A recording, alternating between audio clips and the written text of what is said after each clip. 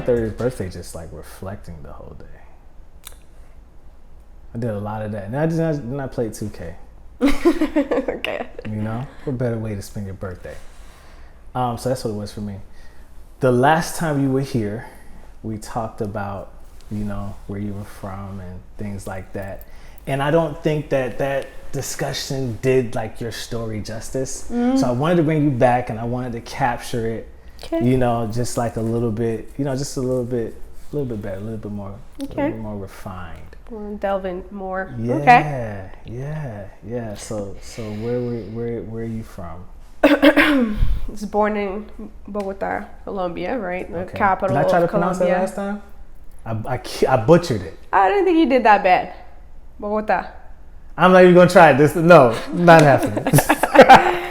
But yeah, I was born in the capital of Colombia, and I moved to the States. My mom moved us, my sister and I, to the States when I was in 1998, 99. And I've been here since. Yeah. Yeah.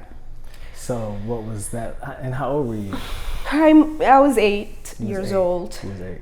Yeah. Yeah. So you was aware. I was aware that I left. Were you aware of like the distance or like the culture difference? Like it was going to be like extremely different. Yeah, I was aware that I was going to a country where it was a new language. Now English wasn't so much foreign to me because you know in Colombia there are English classes, right? Oh wow. And so matter of fact, when I knew that I was going to be heading over, I requested like more English classes or more intense because I would told my teacher I'm about to move to the States, so I need more English classes. I don't remember this. This is my mom telling me this. But yeah, so my mom moved us for just like most immigrants seeking better opportunities. She was a professional in Colombia, and it just wasn't working out. She was still struggling, and land of opportunity, which it is 100%. Yeah. So, it's pretty much it. So I had to basically build myself, with the opportunities given. Financially, we struggled, so naturally. But my mom always placed a huge emphasis on education, right? So that was just looking at her. She never told me you gotta stay in school or anything. She just kind of showed us, Yeah. So that's exactly what I did, and I got some scholarships from. I always say I was fortunate that I was. In a financial struggle, poor enough to get help, and got grants, and I think my sister is very resourceful. She helped me find scholarships to get through college, so I had a minimal college debt compared to others because it was financial based and then grades based. School was easy for me. High school was very easy for me. So, jeez. So. Rubbing in the rest of our faces. College wasn't easy for me. College was hard. I struggled, but high school was easy for me. Oh, yeah. So I did face my challenges. Right. But anyway, I went to school, got my education, landed a good job in a large corporation, and started my background in manufacturing as my first job, and eventually that took me to where I am now. Right. And I feel like I've done pretty well. My mom is very proud of me and my sister. So yeah. What was your mom doing in Colombia? You said she was a professional? Yeah, she got her degree in business administration, and she was going for her second degree in accounting. She's a business owner as well. Yeah. Wow. So how does that translate here in America? Oh, where did she? Miami, Florida. Miami, okay. She was supposed to go to New York City. That was the initial plan, but she lost literally lost money she had in a bathroom. It was the most chunk of money she was supposed to use to go to New York and start up. So that kind of made a huge. Oh man. Yeah, that was a That's whew, Yeah, Jesus. yeah. When she told me like the story, I'm like, basically lost all her money, and some lucky individual found a lump sum of money in a bathroom. So, Jeez, yeah, man. that was the initial plan, but things changed, and she made it work. She got a lot of people help her and get her established somewhere. So she had to struggle. She was a professional in Colombia, but she had to come here and take jobs cleaning homes or whatever. Start from the bottom. So literally, yeah. And so she had 2 degrees then. It was on her second degree. Oh, she was working on her second. second. Did she come here and finish in school? She had to start all over because of the language thing. So yeah, she eventually got her associates. Yeah, it was hard. She was in her 40s when she came over, so it's tough. Yeah, it's tough. But yeah, and then she had 2 little. How old was your sister? Where's your sister at the time? She was 17 when she came. Okay, so she was older, and the first thing she did was join the military, the U.S. Army. Ooh, she went right to the Army. Why didn't you do that? I was 8 years old. Well, I'm talking about once I got older. Yeah, the military wasn't. This. When my sister joined, obviously 2001 happened, and we all experienced her getting deployed, and that kind of left a bitter taste in my mouth about the military. I ain't going across them waters. Yeah. So I don't know. I just going to school and staying in school and getting my degree. That was my focus. See, my older siblings did the military. My 3 older brothers did the military. My older sister, she didn't do it, and I didn't do the military. Because I'm number 5, so the number 4 and 5 child didn't do the military, but 6 and 7 did. So 2 out of 7 didn't go to the military. I tried to go. Yeah, then I was. How did you try to go? Did you get disqualified for some reason? No. I wasn't gonna go. Okay, you thought about it. Yeah, and then I went to the recruiting station. I talked to the people, and then I just was like, nah, I'm not gonna do the military. What I was gonna do was the Army, and then I went for the Coast Guard. Okay. I was just trying to go and do something simple. I wasn't trying to really go and I just wanted the school paid for and then the other stuff. But I ended up not doing it. So what was that like going to school here? And then cause you're coming from a whole different, I admire that move that your mom did. That's actually pretty dope. It's freaking brave. Yes. It's so much stuff wrapped in that. And I know that there's a fear component to it, but you're like, hey, listen, I'm not going to stay here because it's better than where I'm at now. Exactly. Yeah. So you move in spite of fear. So that's admirable to me. Oh, absolutely. Anyone that takes a move to do something like that, even if it's to another state or city or whatever like She's that. a risk taker. Yeah. Yeah. And Major. Are you a risk taker? I'd say so. Yes. Yeah. Yeah, I inherited that. Yeah. So what was grade school, middle school, high school, all that stuff like for you?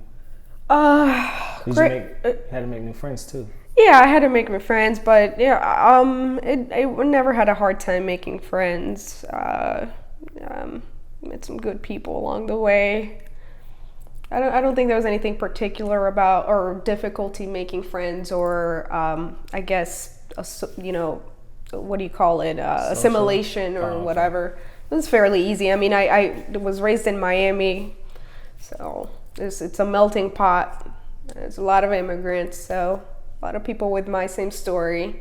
Yeah. Yeah. Yeah. So what was that like for you? Because you had to walk to school too. Yeah, we didn't have a car, so I had to walk, and we were right underneath the threshold of what qualified to get the school bus system. So we had to walk until my mom eventually worked to save up a car and got a car. But yeah. How long was the walk? It was 2 miles, along the 2 miles. Oh, yeah. How long was that? I don't remember. I don't remember. Jeez, there and back. Yeah. Sometimes I'd get rides from, friends on the way back, but on the way there, yeah. Middle school or high school, were you doing that? Elementary. Elementary? Yeah. High school, where by then I Jeez. already had a car. Yeah. Man, Yeah. did I have it? I don't think it was 2 miles. I had a nice little walk too Yeah. from where we lived at. Yeah, because like the school we were zoned for wasn't really that great, so we ended up being able to go to another To school. the other, Yeah. but you couldn't get the bus because of the yeah. division. Yeah. Yep. And then like my parents having to work and stuff like that, so we would be at school like pretty late. And I was like, you know what? Take this walk. Yeah. But Did a lot of walking when I was younger. Yeah. Mm-hmm. That's cool. Yeah. So, you get out of. When did you come to Orlando? What was that? I came to Orlando 5 years ago. Oh wow. Yeah. What made you do that? My first job out of college was in Thompson, Georgia. And I lived in Augusta, though, because probably... You was in Georgia? Yeah, I lived in Georgia for almost 2 years. Wow. And while being there, my mom was still back here in Florida. She was in Miami. And I said, I think I need to be closer to home. I didn't necessarily want to go back to Miami, so I just kind of said, all right, I'm just gonna mass apply to places in Florida. Let's see what sticks. And I landed a contracting job, for Wow. where I'm at now. So here I am. I want to go to Georgia. Don't tell anybody.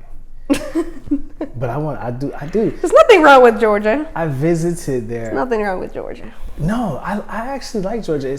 Of course, you think about Atlanta and stuff like that. And then especially for what I want to do, like I think that's just a good move for me.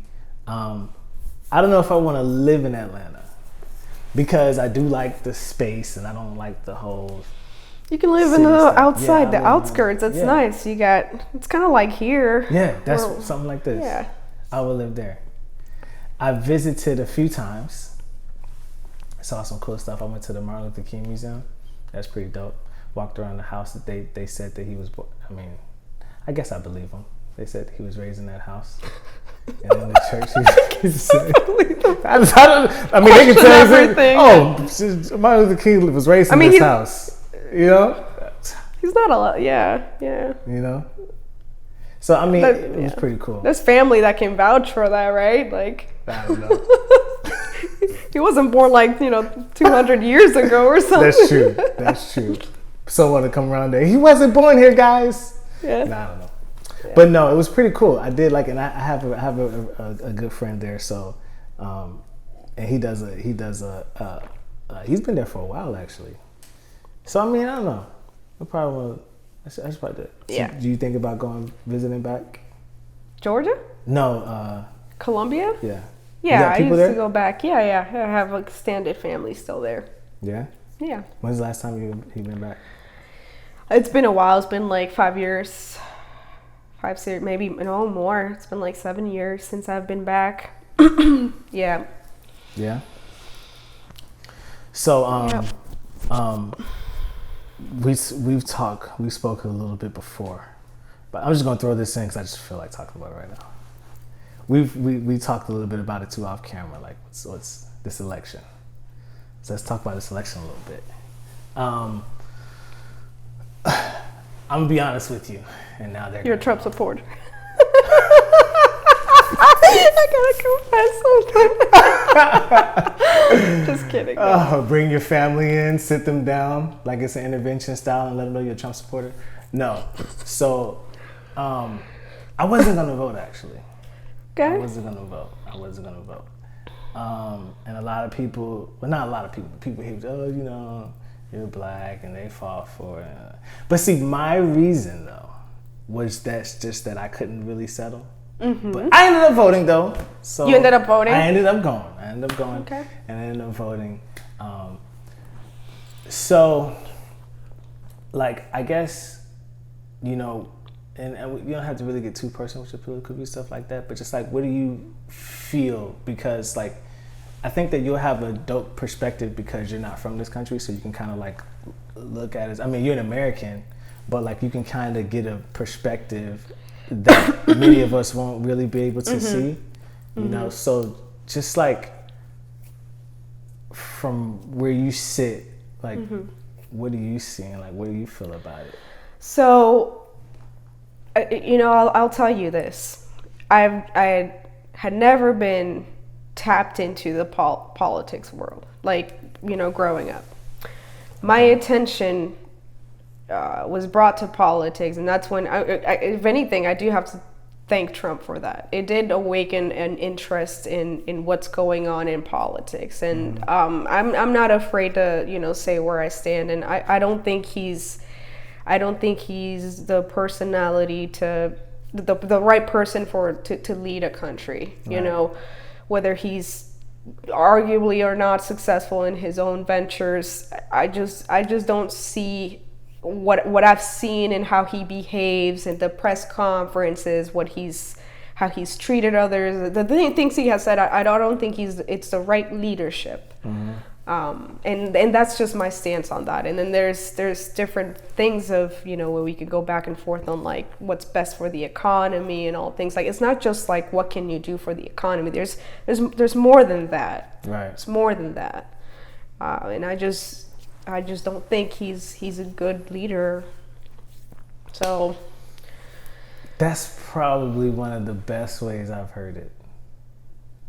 Versus people that just say stuff about him or bring up stuff that he's done like that, because everyone does something. Like everyone has a story, has skeletons. So, but the way you put it, like that's actually, and can't nobody really argue that. I mean, I'm not a Trump supporter, you know what I'm saying? But I'm also not a Biden supporter either. Like, I'm that's kind fair. of just like, And that's fair. The whole argument is, what is a person that's been 40-something years in politics? What does that bring about change, right? Like, there's nothing new about Biden, and that's probably why Trump won in 2016, because he's a wild card, right? Like, here comes this politician, this person who's not a politician, right? And let's see what happens. And you can see why some folks would be like, let's see what happens. But we kind of saw what happened. Yeah. And it's not really positive. Yeah. So, sure, he did some positive things. He can't just completely mess up 100%. Yeah, there's some things he's done well, but I think for the most part, he's not unifying. And I think that's the biggest thing is, and he's not a unifier. No. So. Not at all. Not really what we need. Not at all. So. I know a lot of people have benefited financially with him being there. Which is dope. I'm all for benefiting that way too. But yeah, like you said, like, it's just, you just add to the, but honestly, quite honestly, I think that even America, like, it to unify America in the way that it should be unified, I don't know if that's achievable. At least not in my lifetime. Maybe in my children. Sure, change is slow. Children's lifetime. Yeah. But if we kept having Trumps over and over and over, you can't really say it's towards progress towards that, right? No. I believe Trump is America, though. Like, that's just my opinion. Like, I believe that, like, but then again, someone made the argument to me too. They was like, well, Biden is America too. And that's true, because America is not going to produce just one type of individual. So I agree with that. Yeah. Now, I wouldn't really see, well, to some degree, I guess, but Trump being America, I wouldn't say that the only reason is because Trump was born into wealth. And he's just, he has never experienced struggle or financial or immigration or anything like that, right? So America was founded on immigration, on growing, on all these things that he already had when he was, he's been privileged. And there's a reason behind the way he is, the why he's so reluctant to lose or accept defeat, or there's a reason for that. He just doesn't know what it's like to people, like, no, you can't do that. He's a level of wealth that I certainly don't even know what it's like, and so there's that aspect. So does he truly represent America? I am not sure about that. I don't know if I'd agree with that. I think his freedom of speech, he exercises it. That's for sure. Yeah, sure. But But I think he was born into wealth. But I think that the privileged side of him and the way he feels like, well, I can really say and do whatever I want. I believe a lot of people feel that way, whether they have money or not. Yeah. Yeah, this is true. Do you feel like Americans take things for granted? Be honest. Some do, yes. Yeah, some do. Yeah. Yeah. Yeah, I feel a lot of people hold themselves back on excuses of why they can't move forward. Yeah. Yeah, I do think that happens. Yeah. No, I think that, I think the whole pull yourself up by the bootstraps, the whole mentality, I agree with it. I agree with a lot of things that people say when it comes to that aspect. But I will say this too, and this is not to give anyone an excuse, but I feel like for some people, doing that is nearly impossible. Because you can only pull yourself you can only pull yourself up, you can only climb out of a hole, based off of the ladder that's right there for you. You can't climb out no other way. You kind of need things around you to climb up. You have to approach that ladder too. Okay. I'm gonna go somewhere with you on that one, right? So, like, let's take yourself, right? Your mom comes over here, starts building things around you and everything like that. So, I mean, you're in elementary school. You know what? I'm about to sound really slow right now, but I don't even care. You said you was 8 years old. I don't know why I said middle school earlier in the conversation. 3rd grade, 8. 8 years old is 3rd grade? 3rd grade. I'm so far removed from 8. Jeez. Yeah. So, okay, and then because the ladder that you had, I'm not just to say, like, in 3rd grade? But just like period, you growing up, right? Yeah. Your environment or your surroundings, that's what you're gonna have to draw from when you start making this climb. Yes. Right? So I feel like for some people, their environments, what they have to grab from, you know what I'm saying, to start climbing up, it's just like borderline virtually impossible. I'm not saying it is impossible, but yeah. You know what I think the key thing is that my mom was super intelligent on this move, and she focused on whatever area I'm going to bring my kids into, the school, it's important on the area. So where she strategically made it work through loans and stuff for us to wind up in an area that had like I forget what it was rated, B or A school. Which means that the neighboring environment, it's a nice and good suburbs, low crime, so she was like, my goal is, and when she first came to the state, she wasn't in a good area. The school system around where we would have been into, or I would have been to, bad. So she's like, no, this isn't the right environment. So she had to make it there, and so we were like at the cusp of like a good suburb, but I was raised in an apartment, that there was key, because now I had the neighboring the school I went to was a good school. Then I started getting jobs at like a good area. The environment mattered. Yeah. So that was key. Had she, for example, said, what, I'm gonna raise my kids in this like FDF school, way harder. And then the people around me, more than likely, if like people are struggling, the education isn't good, there's probably more crime and like more opportunities for me to go to the wrong path. Right. So there was strategy in there, for sure. Now, should she have an advantage? Absolutely not. No advantages whatsoever. So I think what I do like about this country, now I've never lived in any other country. I've visited, but I haven't lived, so I don't know if this statement is going to hold up. But you guys can let me know in the comments. But so like, I feel like, or I believe that America is like the place where you can literally go from nothing to something. Yeah. Based off of your work ethic. Yeah. Opportunity too. So yeah, I'm not going to say that. I know opportunity plays a factor. Yes. But you kind of have to prep for that opportunity as you're climbing up. And then you said something that was clutch, because you said your mom planted you in an environment that she knew. The opportunity was better. Yes, and easier. Yes. Environments matter. Yeah, absolutely. It's like gardening. You know, depending on the environment That's a you great place this. analogy. Yeah, I do that a lot. My brain just thinks analogy wise. That's good. Yeah.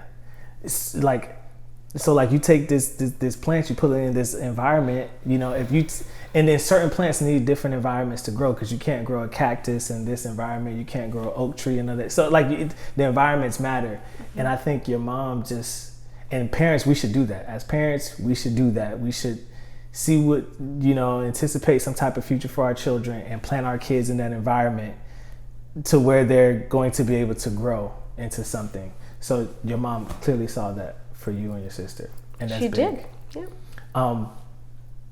Now, when you're here, you're growing up in this new country, this new environment. Like, were you feeling anything? Like, were you shy? Were you reluctant? Like, no, I remember excitement. I remember excitement. Oh, you was excited to come over here. Things were rough. Back over there, things were rough? Yeah, I was excited. And, you know, I think part of it, so while my mom was here, there was a period of 2 years where we didn't live with her when she was trying to establish, you know, doing the whole move to a better area here. So I didn't have my mom for, you know, when I was from 6 years old to 8, my mom was in this faraway place. I don't know where she's at. She's trying to make some, you know, I didn't quite understand there. And I was just excited to be with, you know, my mom again. And so I guess that was a little bit different, right? It's not like we all came together. Yeah, we were separated for a time. So your mom came over here first to try to scope things out, see how it's gonna be, see if she can sow, you know. Yeah. Yeah. So she could find you got some good soil. And so you were back in Colombia. Yeah, we lived with my aunt for 2 years. Wow. Yeah, and as a kid, that's tough, because you don't know. Yeah, it was tough. It was tough. So, you're 8, they send you over here, and now you're reunited with your mom. So yeah, you probably was just like, yo, bump y'all back there. I'm going to my mom. Yeah. Were you watching a lot of American television? To try to see what this culture was like? I took classes and the thing, well, I don't know about TV, because TV we saw it, you know, American TV, but it had, you know, the Spanish subtitles. What I did is I really did prepare by like going to my English teachers and saying, hey, I'm about to move out of the country and I want to take more classes. I want to learn the language more. So you grew up speaking Spanish too and English? Yeah. Spanish mainly. I only had a few classes. I mean, I only knew hello and like yes, no, you know, basic stuff. Because your accent, kind of like we have Spanish here in the U.S., you know, same thing over there with English. Yeah. Yeah. Because your accent is like non-existent. Yeah. Well, I came at 8 years old. Is pretty young. It goes away. Yeah. I don't know how to speak any other language. I would like to. I went to when I was in school. I took French. Okay. I took French. Okay. Literally because it's the language of love. So I just wanted. It is a beautiful language. Yeah, I just wanted to learn French for that reason. Got an A in it. Nice. Yeah, probably one of the only few A's I got in school. I just didn't go to school. Like it just wasn't. I just didn't go. You just didn't go. Yeah, I just didn't go. Okay, well, what'd you do instead? Gotta get me in trouble. Okay, maybe not. Abort. It's a new topic. Sorry. No, I will say this.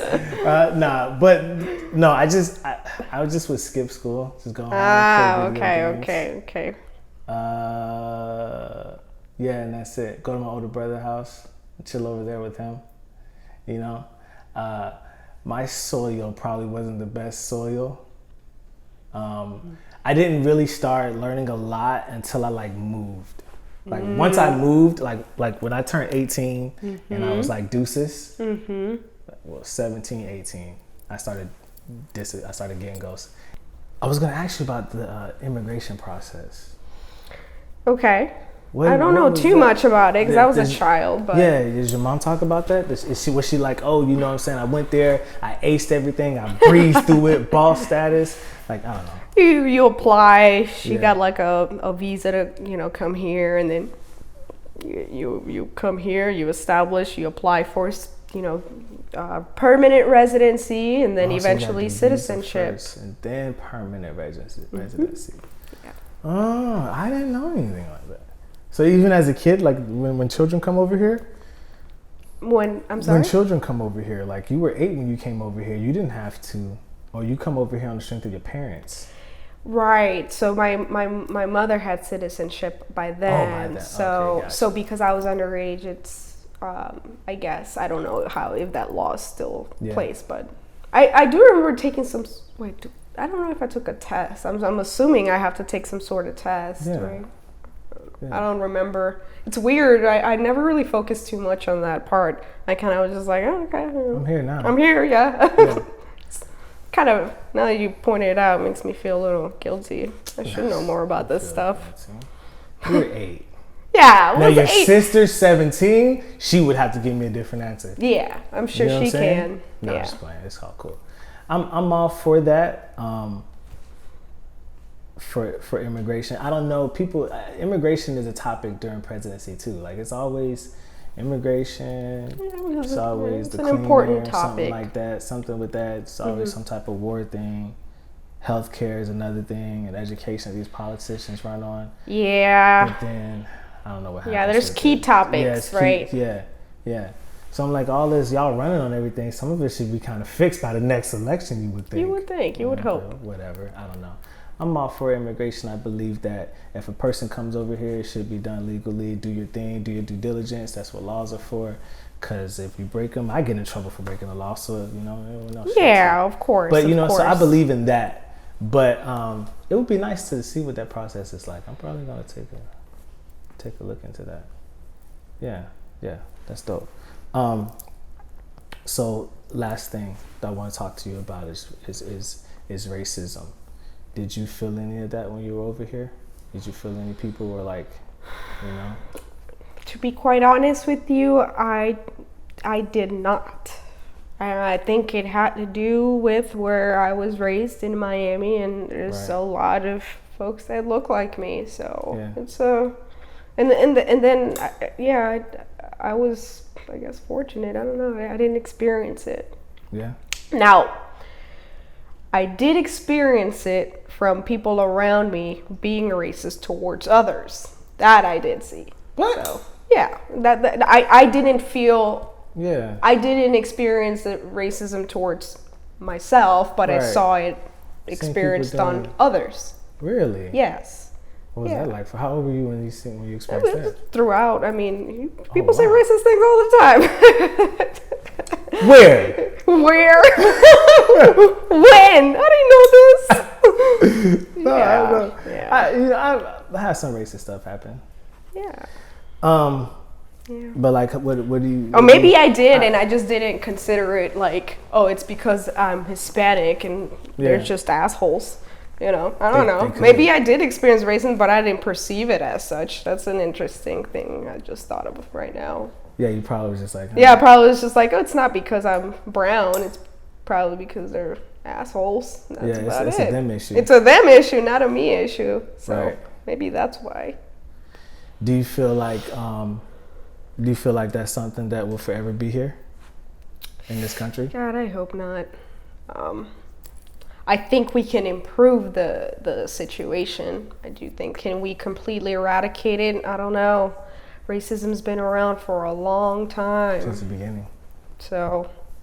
People always been coming at people with darker complexion, even within Black community, Hispanic culture. I don't know what that's like, but I do know that there's different shades.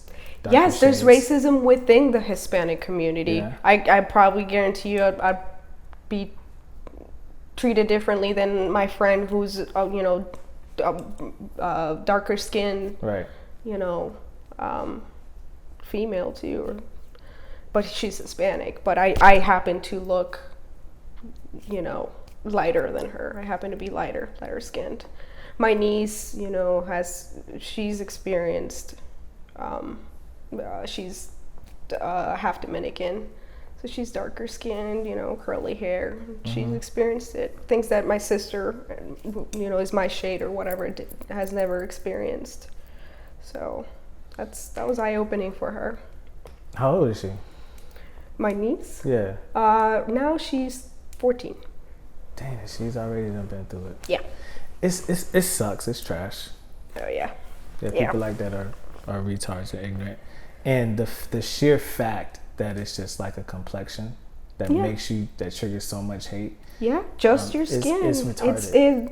It's nonsensical. It's illogical. There's no reasoning behind it. There's no logical explanation whatsoever. I think it's a sense of feeling inferior. Yeah. That's why I literally think it's an internal inferior issue. Yep.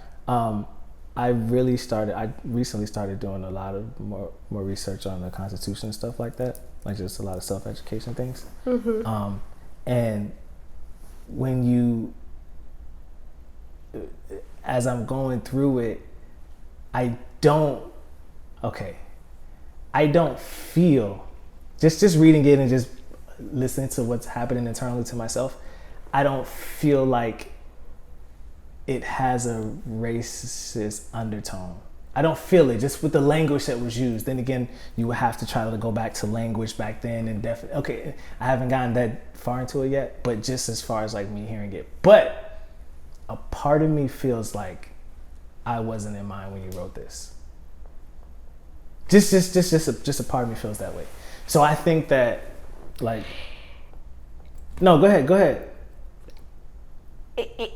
It wasn't, because for a long period of time after the Constitution was born, there was injustices, racial injustice. So the Constitution didn't protect those people. Right. That was still going on for a long time past the Constitution's birth. Right. Inception. Right. So no. Yeah. That's not. But the Constitution's an old document, and it's imperfect, and that's why we have amendments. It needs to be fixed and improved, and that's why it's a constant change. Yeah, as it should be. Yeah, I believe it should be. I feel like America's inception was like the core was racist, so like you can't just fix that with legislation. I believe that's a people and that's a heart issue. That's on people. And I believe that is fixed through dialogue, conversation, right? And understanding. Absolutely. So, and that's why I like this forum. I believe it's necessary, it's needed.